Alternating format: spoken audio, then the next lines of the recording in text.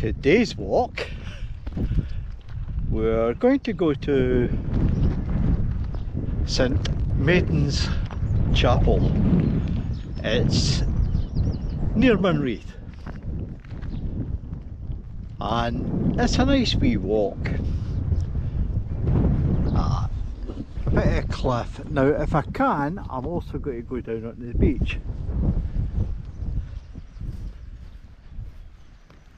And the walk starts if you can get into the car park at the golf course. And look at this.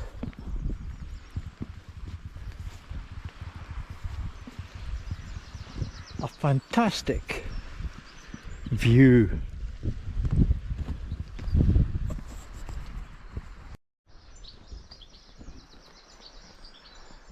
It's a very short and easy walk into the chapel. It's well used.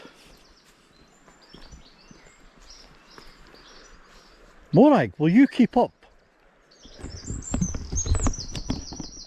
She's at it today. And we're approaching the chapel now.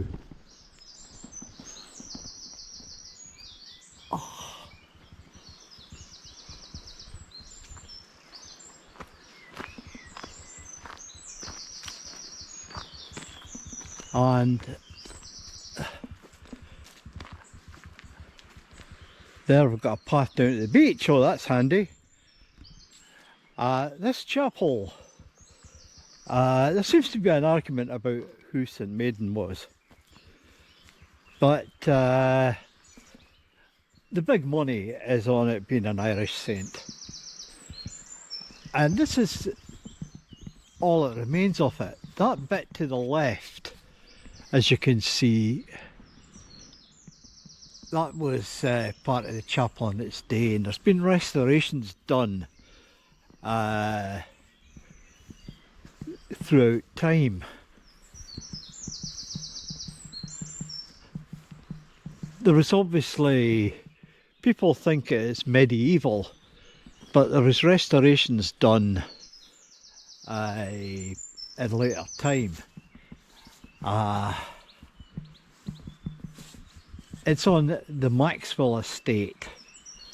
Well, it was the Maxwells, but before that it was McCulloch, or no, was it McCulloch or McDowell, I think. Now you can't get into it anymore, but we used to be able to get into it.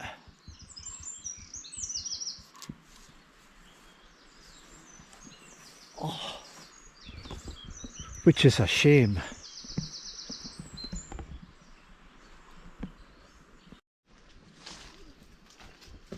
This is the ruined part, and of course you've got gravestones within the church.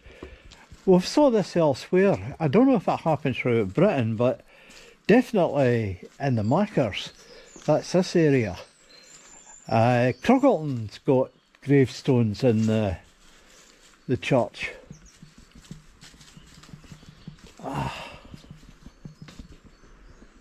They're all weathered, we can't read them, but they're all memories for the McDowell and the Maxwell family.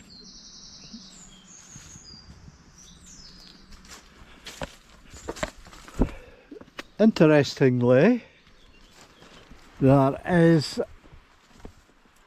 this here. It's in memory of Francis Stewart, a gallant French naval officer killed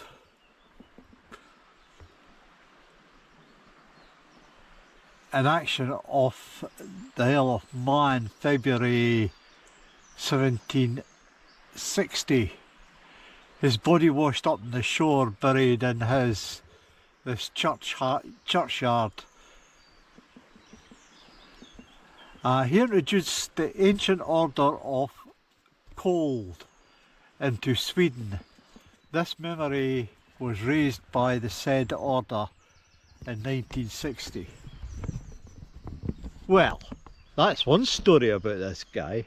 In actual fact, he was a privateer who had signed up with the French just to give the Brits some trouble. And he got killed in the battle, yeah, but they put him in a silk shroud and committed his body to the sea, and it ended up here. And it's said that the Maxwells, who owned the land at the time, they buried him here, and they were the chief mourners. The organisation, Ancient Order of Cold. There's Morag going daft. I tried to research it. It looks like a fraternal body of mariners that was quite strong in the 18th century. You've got to remember that there was a lot of fraternal organisations started, well, became formal in the 1700s. Masonic stuff, the Buffs and the Foresters and the Gardeners and Uncle Tom Cobley and all. These were basically fraternal organisations. It meant that if you bumped into somebody from these organisations and you were one, you were going to get on. You weren't going to cause each other any trouble. But anyway, there's, I'm toiling coming up here. It's a beautiful spot.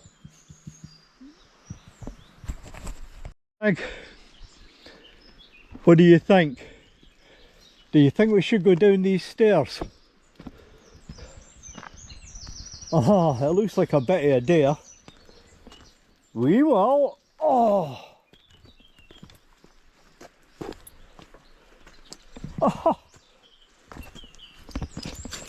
Right. That was a bit hairy.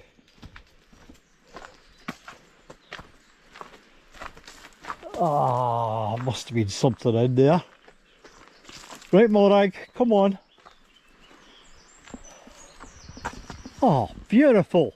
Oh no, I've said that name again, that word again. Oh, beautiful. Right. Now, I've got I think I'll switch the camera off, because this could be a bit tricky for me. Not for Morag, she's down already. Another fantastic beach. Now, there's said to be a well here, St Maiden's well. Oh aye, here she comes at long last. And there's the stairs in the background we came down. I don't know where the well is. There's also meant to be a cave, but we'll have a wee look around. Now, if there's a well, I would reckon it would be in there. Or over there. We'll find out, won't we, Morag?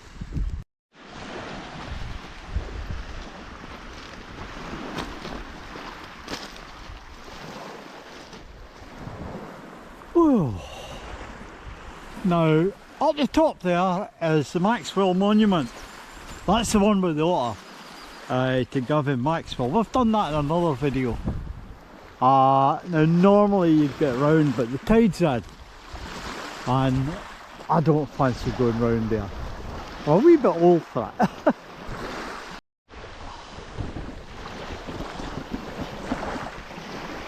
I saw pictures of the well. It was meant to cure all sorts of ills, as things did in these days. The cave, there's no pictures of the inside, but I saw one picture that it had stone structures on the outside, like it had been built up to make it more habitable. Very much like Snib's Cave up the Churchyard coast. But look at this. Now, I can either go back up these stairs, which I don't feel like going up, or I can take the long way around and make a decent walk of it. And I think that's what we'll do. Morag, come on. And she can play in the water.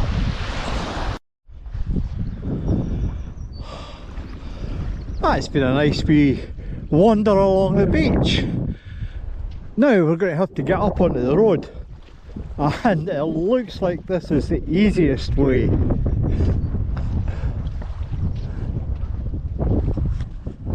It's at the end of the sand, and I can see a clear wee path up into the golf course,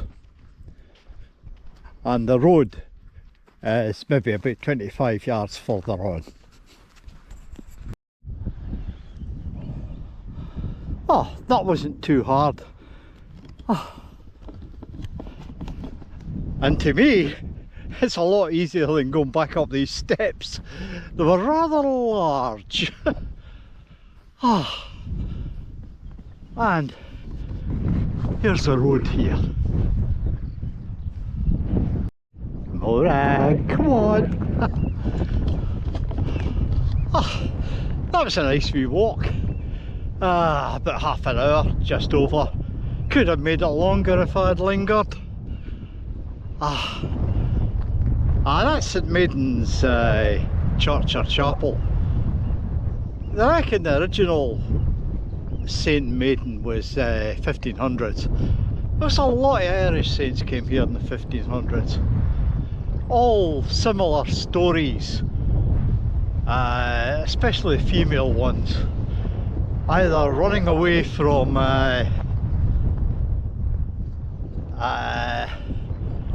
marriages that they didn't want to get into, or once their husbands died,